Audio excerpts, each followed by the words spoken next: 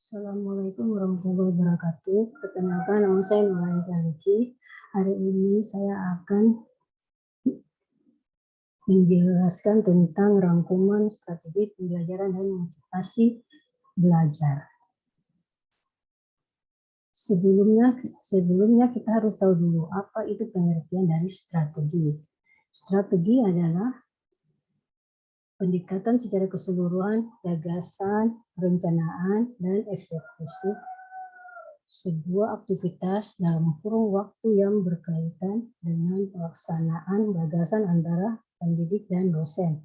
Pembelajaran adalah proses interaksi antara mahasiswa dengan dosen, antara pendidik dengan peserta didik, dan sumber belajar pada lingkungan belajar. Itu dinyatakan dalam pasal 1 ayat 12 Undang-Undang Nomor 12 Tahun 2012. Dosen adalah pemilik profesional dalam ilmuwan dengan tugas utama mentransformasikan, mengembangkan dan menyebarluaskan ilmu pengetahuan dan teknologi melalui pendidikan. Sedangkan mahasiswa adalah peserta didik pada jenjang pendidikan tinggi. Pasal 1 ayat 15 Undang-Undang Nomor 12 Tahun 2012.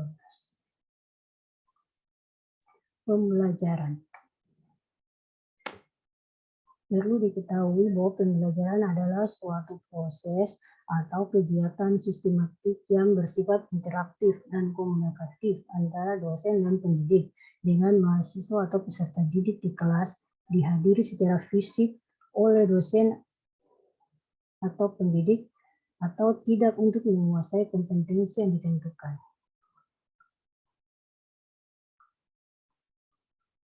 Strategi pembelajaran. Strategi pembelajaran adalah komponen umum dari suatu rangkaian materi dan prosedur pembelajaran yang akan digunakan oleh dosen atau pendidik dan mahasiswa peserta didik selama proses pembelajaran berlangsung. Strategi pembelajaran merupakan gabungan dari beberapa rangkaian kegiatan dan cara pengorganisasian materi pembelajaran mahasiswa peserta didik, bahan, peralatan, dan waktu yang digunakan untuk proses pembelajaran dalam mencapai sesuatu tujuan kegiatan pembelajaran yang telah ditentukan.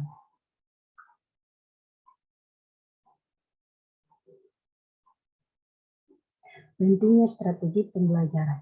Pentingnya strategi pembelajaran adalah memberikan rumusan acuan kegiatan pembelajaran, mencapai tujuan pembelajaran, menarik minat peserta didik, memotivasi, mendorong, menggerakkan, membimbing, dan mengarahkan pendidik. Macam-macam strategi pembelajaran. Strategi pembelajaran atau strategi pembelajaran inquiry (SPI) adalah rangkaian pembelajaran yang menekankan pada proses berpikir yang kritis dan analisis yang dilakukan antara dosen dan mahasiswa. Strategi pembelajaran yang memadukan beberapa kegiatan yang menunjuk pada proses pemecahan masalah ilmiah. Strategi pembelajaran eksplorasi adalah strategi pembelajaran yang menekankan pada proses pemberian materi secara lisan atau verbal oleh dosen kepada mahasiswa agar mahasiswa menguasai materi pelajaran tersebut secara optimal dan efektif. Strategi pembelajaran kooperatif (SPK) adalah kegiatan pembelajaran yang dilakukan oleh mahasiswa dalam kelompok tertentu mencapai rumusan pembelajaran. Strategi pembelajaran meningkatkan keterampilan berpikir (SPKKB), yaitu mengutamakan kemampuan berpikir mahasiswa. Materi yang disajikan dapat berupa membimbing mahasiswa melalui konsep yang dikuasai mahasiswa dan menggunakan pengalaman mahasiswa sehingga strategi pembelajaran ini ditetapkan oleh dosen dapat berjalan maksimal. Karakteristik proses pembelajaran: interaktif, inspiratif, dan menyenangkan. menantang, memotivasi peserta didik untuk aktif dan memberi ruangan yang cukup bagi prakarsa, kreativitas, kemandirian sesuai dengan bakat dan minat dan perkembangan peserta didik. Teknik pembelajaran. Teknik pembelajaran adalah cara pendidik menyampaikan atau memfasilitasi peserta didik untuk pengetahuan dan keterampilan. Contohnya, di dalam mempresentasikan dalam tugas kelompok, pada saat perkuliahan, dalam mempresentasikan hasil penelitian atau makalah, dan lain-lain. Bloom atau Caldwell.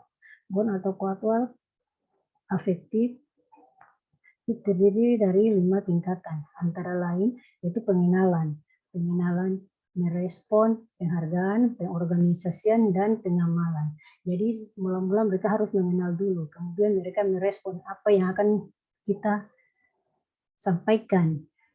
Kalau mereka sudah merespon, otomatis mereka akan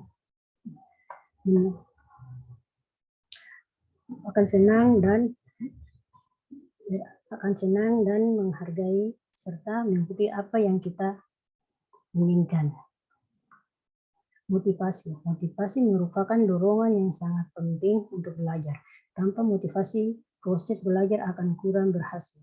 Motivasi belajar adalah seorang siswi belajar karena didorong oleh kekuatan mentalnya. Jadi tanpa motivasi, seseorang tidak akan bisa maju atau tidak akan bersemangat.